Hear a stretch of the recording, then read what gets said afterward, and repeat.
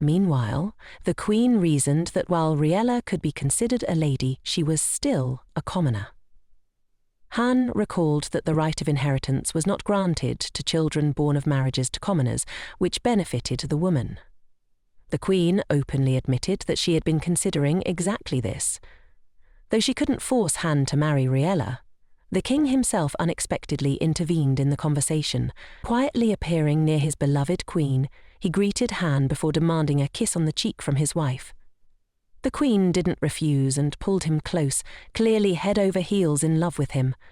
The Archduke had no choice but to witness this exchange, unable to voice any objections. Just then, a man burst into the room, interrupting the king and queen's affectionate moment. He was Camille's father, and he claimed that Han had ordered his daughter to go to Riella's mansion. According to Camille herself, the Archduke had told her to open the Room of Stones, despite the Duchess Hosang's prohibitions. Meanwhile, Riella was running as fast as she could to the main hall of her mansion, where all the activity had frightened the maids. She feared something serious might be happening, and didn't even listen to the assistant who had arrived running, unaware of the full situation. In the main hall, Riella saw most of her servants gathered around, and one person was shouting at everyone, despite having no right to do so.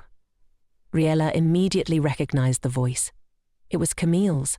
Even before Riella had inherited all the Duchess's wealth, Camille had broken her flower. Camille stood with her back to Riella, dressed in a beautiful blue dress that suited her very well. But Riella made a point to ignore it, and simply called out to her. Camille instantly turned around, her face still angry, but she softened slightly at the sight of Riella.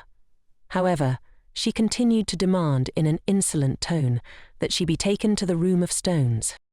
Riella was unmoved and reminded Camille that she had no right to enter either the Room of Stones or the mansion as a whole. In response, Camille smugly showed Riella a piece of paper, a formal document from the inspector, Archduke Han. Riella was surprised that Camille had such a document and asked to take a closer look. However, Camille quickly hid it, not allowing her to see it. Thinking she had won, Camille declared that she would open the Room of Stones in the mansion on behalf of Archduke Han. Nia, however, reminded Camille that she didn't have the right to do whatever she wanted in someone else's mansion, suggesting she should go home. This comment caused Camille to pause for a moment, muttering something under her breath instead of shouting. She locked eyes with Riella, and the atmosphere shifted. Slightly frightened, Riella considered it best to let Camille do what she wanted, especially since Nia was nearby and could intervene if necessary. Soon after, Riella led the impulsive Camille to the door of the Room of Stones, but no one was willing to go further since Duchess Hosang had specifically asked that no one enter. Camille shuddered in excitement, a joyful expression spreading across her face at the prospect of finally reaching the object she had desired for so long. But Nia stopped her, slapping her on the shoulder and scaring her, reminding everyone that only Riella could enter the room. Nia demanded that Camille take responsibility if anything went wrong. Reluctantly, Camille nodded in agreement, still desperate to get into the room. Nia wasn't done, though. She demanded that Camille provide a receipt from the lawyers, which only fueled Camille's anger. She wanted to open the door quickly, but as Camille tried to shake off Nia's grip, Riella turned to her again, wanting to ask a clarifying question. Riella asked if she could see the document from Han again, but Camille refused, stating they had already looked at it. Riella, sensing something might be wrong, didn't back down. She suggested they wait for the lawyers to notarize the document from the Archduke, but Camille, unable to wait any longer, broke free from Nia's grip and rushed toward the door, managing to open it. A blinding light immediately flooded the room, and a powerful wind erupted from the doorway, so strong that no one could stand against it. The wind was so intense that Riella was literally blown off her feet.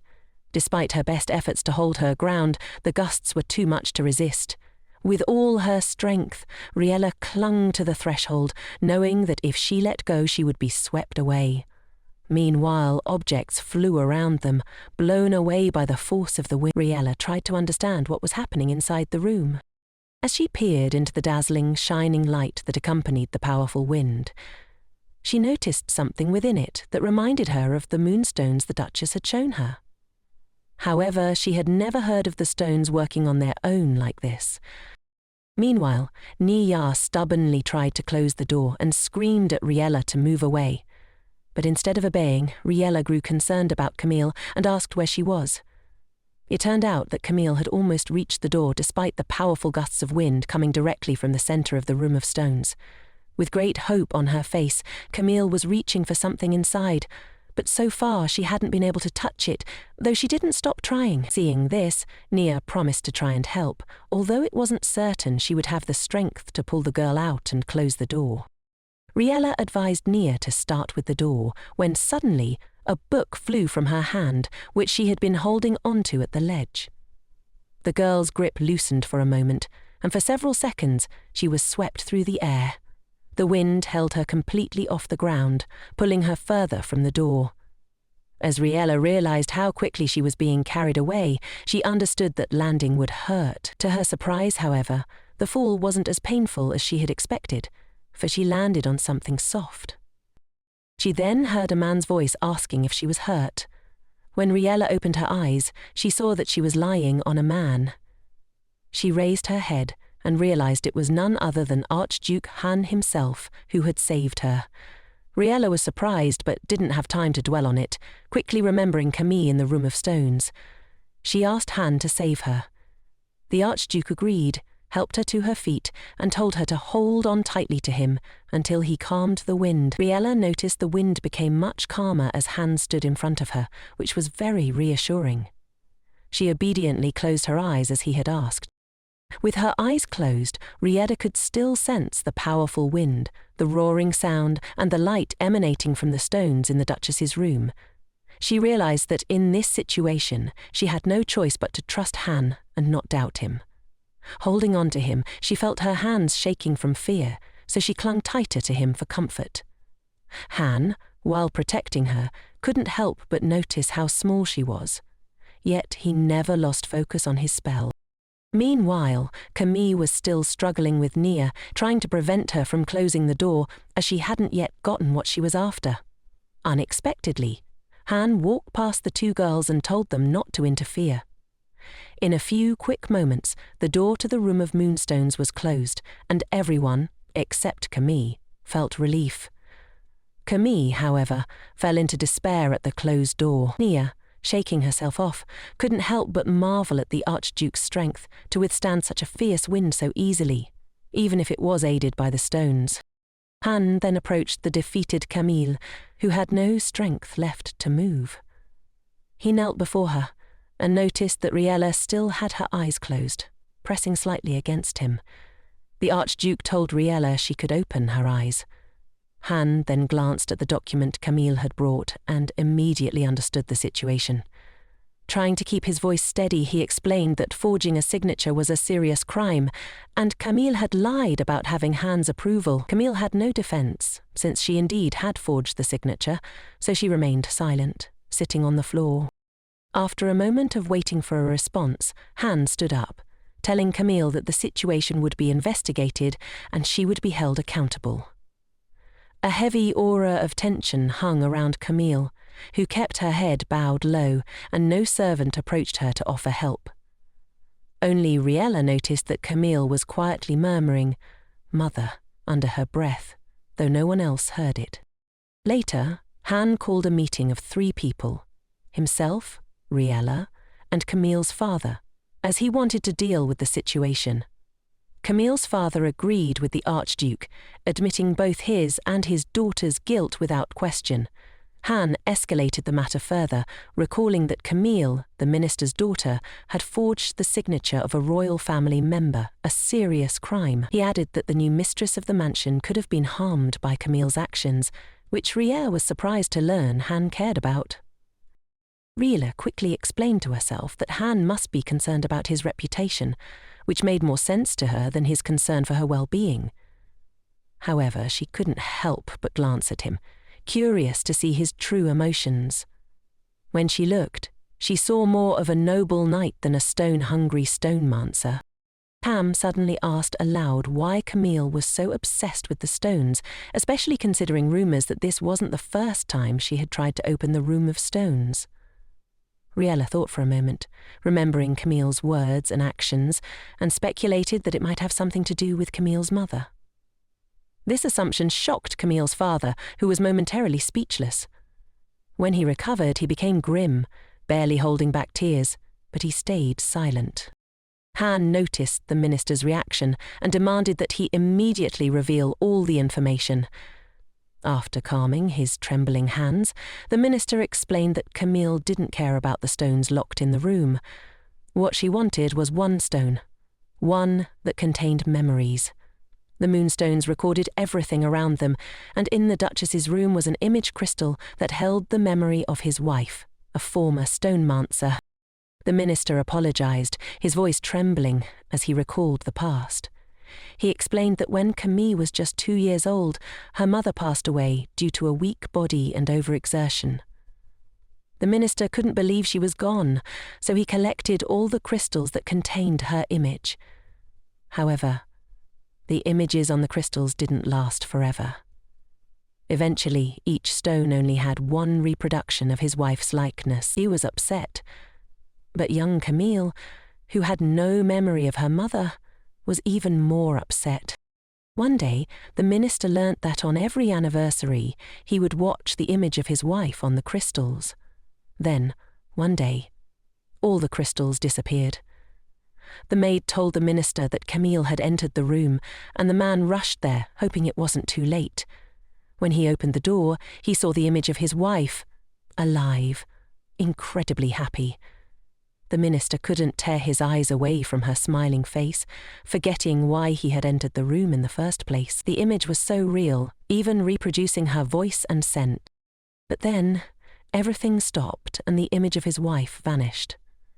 Little Camille tried to shake the crystals and desperately begged for the image to return. The minister, realizing what had happened, looked around and saw a pile of used-up crystals on the floor, their power completely drained. Anger overtook him, and in a fit of rage he raised his hand to strike his beloved daughter. That day, the servants had to drag him away from Camille, but it was too late. Camille had already been traumatized, holding her sore cheek where her father had struck her. The minister, overcome with guilt, couldn't look his daughter in the eye. He sent her away to a distant estate for many years. As she left, Camille would often look back at the house, hoping to meet her father's gaze, but he never looked back. Years later, when Camille was fully grown, she returned to the mansion of the still-living Duchess Hoson, seeking permission to enter the Room of Stones. The minister, who had been riding in a carriage, was concerned about what his daughter might have done in the mansion. Hoson had sent him a letter stating that Camille had arrived but had not left, so the minister hurried to retrieve her. Meanwhile, Camilla stood in front of the Duchess's mansion, convinced that the woman would want to place the stones she had brought into the room. The minister hurried to call out to his daughter, and she turned around in fear, not expecting to see him there. It turned out that the minister's wife had once participated in a battle alongside Duchess Haun, which meant there was a possibility that her image was imprinted in the crystals kept in the Duchess's room of moonstones. The man explained that Camilla simply wanted to see her mother again, which was why she had become so fixated on the stones. Han, however, stated that the girl's offence was too serious and could not be justified by her father's sad story. The minister agreed with the Archduke's statement and bowed his head in shame in front of the king's brother and heiress Hoson, full of grief. He knelt down in front of Riella, intending to apologize, though he knew it wouldn't change the situation. Riella was shocked by the minister's behavior and embarrassed, as she didn't feel an apology was necessary, nor did she want to be treated this way. The girl's father acknowledged that Camilla's actions were his sin as a father and promised to try to prevent something like that from happening in the future. He didn't ask for forgiveness, but genuinely repented for what had occurred. As he sat on his knees in front of his mistress, Riella paused for a moment and suddenly asked if the crystals that contained the image of his wife and Camilla's mother were still around. The father was surprised by her question, but quickly answered that, although the crystals had lost their power, he couldn't bring himself to throw them away. These crystals were the only remaining link to his wife, even if their magic no longer worked. Without explaining herself, Riella asked if Camilla was still in the next room, and upon receiving a positive answer, she placed a glowing flower next to the discharged crystal. She asked Nia to nourish it with energy so that it would regain its power. Though Nia grumbled about helping those who had indirectly harmed Riella, she obeyed and charged the crystal. Once everything was ready, Riella tidied up the remnants of the flower and asked the minister to call Camilla into the room. Neither the father nor the daughter had any idea what Riella was up to. Camilla entered the room with suspicion, but when she saw what was inside, her doubts immediately gave way to tears of joy. In the middle of the room, the image of her mother appeared, released from the now charged crystal. The woman, dressed in a wedding gown, smiled radiantly, as if she was happy to meet her daughter again. Camilla, seeing her mother for the first time, couldn't contain her tears. The beautiful woman in front of her seemed so real, so full of life. Overcome with emotion, Camilla whispered, "Mom," over and over, then cried, even though she couldn't hold her mother in her arms. She sat next to the image, wanting to be as close as possible. The minister, seeing this, also couldn't hold back his tears. He had loved his wife dearly, and was grateful to see her again, even if it was only in this way. The only one not emotional was Han. He stood calmly, watching the tearful family reunion unfold. Once the emotion settled, the minister asked Riella why she had helped them. She replied that she couldn't leave them in such despair. Riella then requested that everyone remain silent about what had happened in the room, so no one would learn about her power. The Archduke suddenly became embarrassed, as a thought crossed his mind that he was in this situation because of the woman he loved. But he didn't want to be in love at all, and he began to offer that Riella could ask him for anything, but the girl quickly pushed the minister towards his daughter so they could talk. The father approached Camilla awkwardly, unsure how to start a conversation after so many years. Camilla, still crying, admitted that she knew she looked foolish and didn't think they needed to discuss it, but the minister didn't want to offend her. Instead, he asked for her forgiveness, which surprised the girl. He invited her back to the mansion, offering to talk more when they returned because there was too much to say. Camilla bowed her head gratefully, as she had longed to hear these words, but had never been able to communicate with her father. As Camilla turned to leave, she suddenly turned to Riella, surprising the girl. Camilla apologized for her previous misunderstandings, to which Riella quickly responded that it was fine. However, Nia grumbled, suggesting that Camilla could have apologized better after everything she had done. In the end, Camilla returned to her mansion in the arriving carriage, saying nothing else to anyone. Riella sincerely thanked the Archduke for his help, though Nia, still behind her, insisted that Riella could have handled everything herself. The lady told Han that if he ever needed anything, she would come to his aid, but it was better not to ask for anything too difficult. In response, the Archduke stated that he already had a request, and it wasn't someday, but right here and now. He asked her to prepare a room because he would be staying at Riella's mansion from that moment on. Both girls flinched. The assistant wanted to deal with the Archduke and have him leave, but Riella stopped her, reminding Nia that Han was of higher status. Han explained that he needed to stay for her safety. Even though Riella had a protector in Nia, she was forbidden from attacking people, which meant she wouldn't always be able to help. Riella tried to defend her assistant but couldn't say much, as Han's reasoning was still valid. He made the point that if anyone found out about Riella's ability, it could be disastrous for her. The girl was frightened by the possibility, but was most surprised that Han knew about her. He explained that the Duchess had told him in a separate will. Riella didn't believe it at first, so she asked Nia. The assistant confirmed that Han's words were true, leaving Riella with no choice but to allow him to stay for a while, even though she didn't want to. Later, the Archduke explained that the Duchess was sure he wouldn't harm Riella, which was why she shared information about her abilities with him. Although Riella didn't fully believe Han wouldn't take advantage of her abilities, she was more convinced by his promise. However, she insisted that Han had said any stonemancer would take the flowers, so why wouldn't he? Han explained that his only interest was in knowing which stones were in the Duchess's room. Riella was still uncertain, thinking the Archduke was taking too much upon himself after she had once accepted his help. She remembered that Han was Hoseong's successor, and the room could indeed mean a lot to him. But she wondered if there was a way to avoid giving him a room, and whether lawyers could help her with this. She looked at Han with an innocent, thoughtful expression, surprised to see him staring back at her. When their eyes met, he immediately turned away, pretending nothing had happened. Riella decided he was just worried about her ability. And Han, realizing he didn't know how to talk to girls except for business matters, became embarrassed. Riella hoped that the lawyers would help her get the Archduke out of the mansion, but to her surprise, they supported him staying. The men explained they were just concerned for her safety, leaving everything to Han. One of the lawyers even mentioned that having the Archduke in the mansion would make it easier to open the Duchess's stone room. Riella had earlier said she didn't want to open the room, which Han overheard. He became curious and explained that the risks of leaving the room closed were higher than opening it. It was better to handle it now. Riella didn't fully understand the danger, so she asked Han for clarification. He kindly explained that the stones in the room were very powerful and could easily get out of control.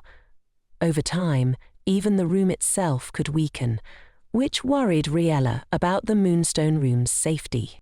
Meanwhile, Haun explained that if the room weakened, several stones could potentially get out of control at once, which would endanger the entire kingdom. He continued to reason that it was unlikely that Duchess Hosang would want all her precious stones to remain forever locked away in that room. The guy mentioned that, in some ways, he agreed with Riella, and also believed it was better not to disturb the Duchess's memory, so that more of her legacy could be preserved. However, the stones in the room, if used correctly, could greatly benefit the people around them, and therefore should not be allowed to fade into oblivion. At this point, the discussion about the stones was put on hold, and the lawyer reminded Dirt, in order to move to the mansion, the Archduke would need to gather his things from his estate.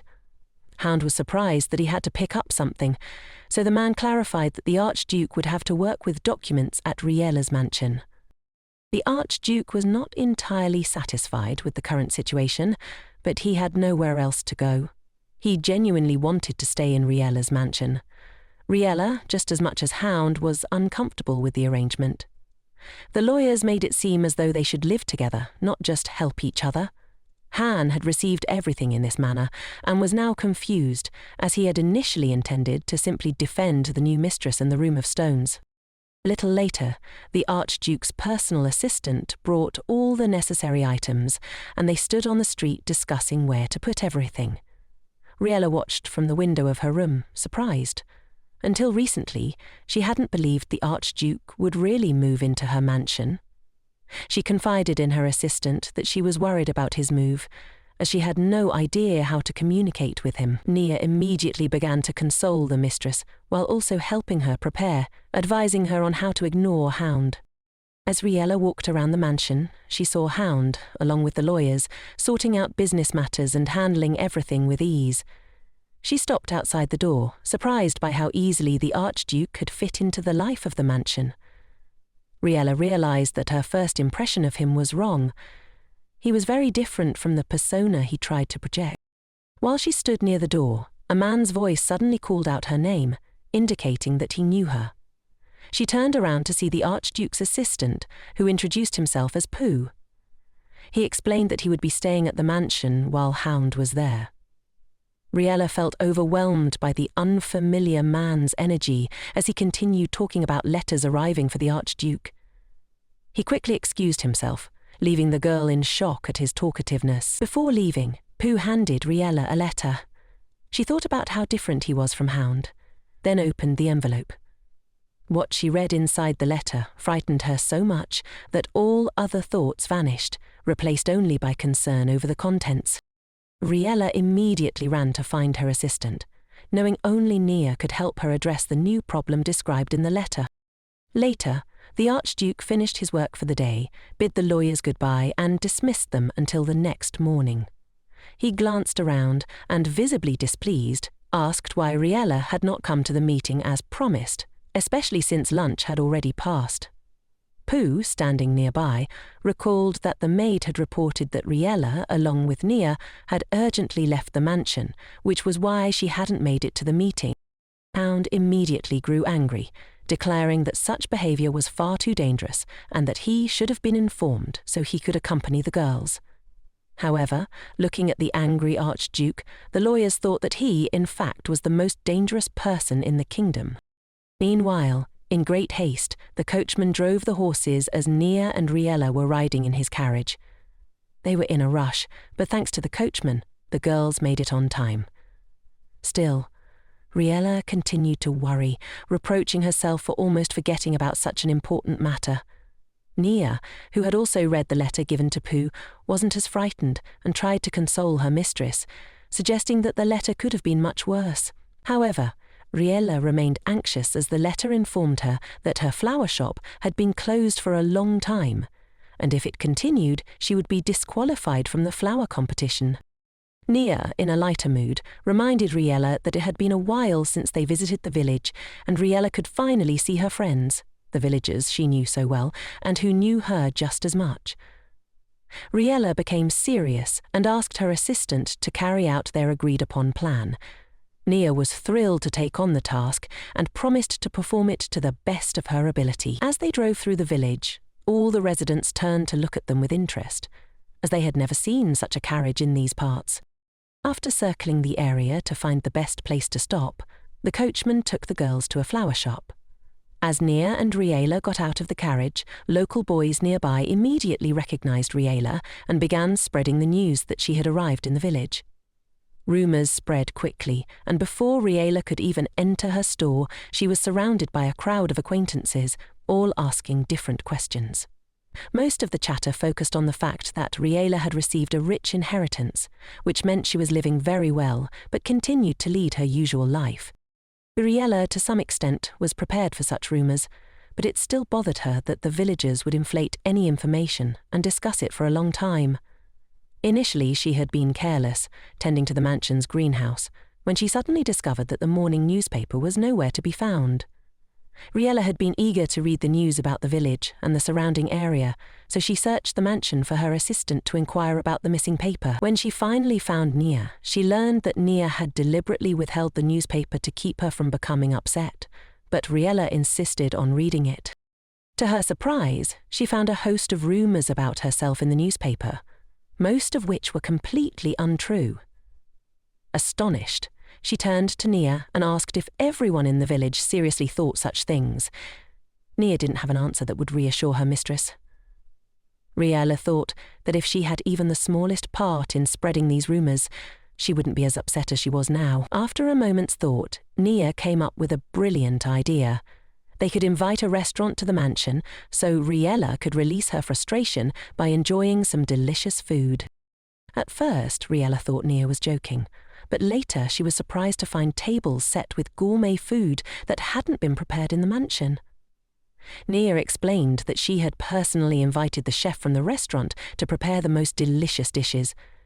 Riella thanked Nia and admitted she was happy, though she wasn't sure she could accept all the food and spend money on it. Nia insisted that it didn't matter where the inheritance money went as long as it was spent on the mistress. With permission from the lawyers, Nia could get Riella anything she wanted. Looking at the spread before her, Riella dreamily said that she wanted simple and tasty ice cream. Nia immediately gave orders for the cooks to bring out the most delicious ice cream in various sizes and colours. Riella was overjoyed at the variety and warmly thanked Nia for the treat. Even now, she recalled with gratitude how delicious it had been, though now it felt a bit out of place with the constant presence of her acquaintances, who were relentlessly asking about everything happening in the mansion and the lands she had inherited. Riella gathered her courage and asked the people around her to step aside so she could go to her flower shop. She stopped in front of the store and examined it closely, trying to figure out where to start. The first thing she decided to do was clear the dust from the sign in front of the store, much to the surprise of the residents watching her. Then she opened the door and began to tidy up the flowers. A resident asked why she was bothering with such menial tasks given her inheritance. Riella, with a stony expression, replied that she was preparing for the reopening, surprising her friends, who thought she no longer needed to work. Nia, coming to Riella's aid, declared that she wouldn't let anyone criticize her mistress and advised that she shouldn't just throw away the Duchess's money. Remembering the plan they had discussed, Riella approached her friend Robbins and asked for his help. He agreed, and Riella whispered to him, explaining her fear of the scary and strong maid who accompanied her everywhere. She handed Robbins a box and asked him to help carry it. She also shared a secret, telling him she wasn't really an heiress, but merely a person assigned to that role. She asked him not to tell anyone, though she knew that soon enough the entire village would find out through Robbins, which was what she wanted. Nia, impressed with Robin's talkativeness, believed their plan had worked, and the mistress would be left alone with the rumours. Riella, though, wasn't sure, but she hoped it would work. The very next day, Riella saw that the plan had succeeded when she went to buy apples from an old woman she knew. The woman, upon seeing Riella, offered to sell the apples for a cheaper price, feeling sorry for her. As Riella walked through the village, she heard whispered conversations behind her, as everyone now knew the story Riella had told Robbins. Returning to her store, Riella told Nia that their plan had worked, and life would now be a little calmer. Nia asked if the lady was hungry, to which Riella replied she wanted to make apple sandwiches for both of them. Nia was surprised because she thought she was supposed to cook, but Riella explained that Nia was a guest, so she would not cook. As Riella washed the apples, she thought about how, the next day, it would be harder to leave the mansion, but she still needed to get to the flower market. She regretted that she had to carry an assistant with her everywhere, but realized she couldn't walk alone without a bodyguard. She would need to find another one. While making the sandwiches, Riella thought about how the preparations for the flower competition would keep her busy, and how she would need to balance that with her mansion duties. After finishing the food, she realized something was missing from the sandwiches, and ran outside to get the last ingredient. She was confident everything would be fine, but then remembered the edible flowers she had planted in the backyard. She hoped they hadn't wilted, and rushed to gather them. As Riella stepped outside, she realized she hadn't asked Nia what flowers she liked. She was about to enter the garden when she accidentally stepped on a bottle and lost her balance. Expecting to fall, she was surprised when an unfamiliar, tall man easily caught her. He was very handsome, unlike anyone she had ever met, and she became very embarrassed. He smiled sweetly and she quickly moved away, thanking him warmly. He assured her he was fine and introduced himself as Lucien Morris. Before Riella could respond, Lucien knelt and proposed marriage to her. Stunned, she couldn't speak and simply stood there, stuttering. At that moment, Nia came looking for Riella, having been gone for a while. She was just as surprised to see Lucien, as they knew each other well. Lucien waved at Nia, still smiling, but Riella, still in shock, couldn't process his words.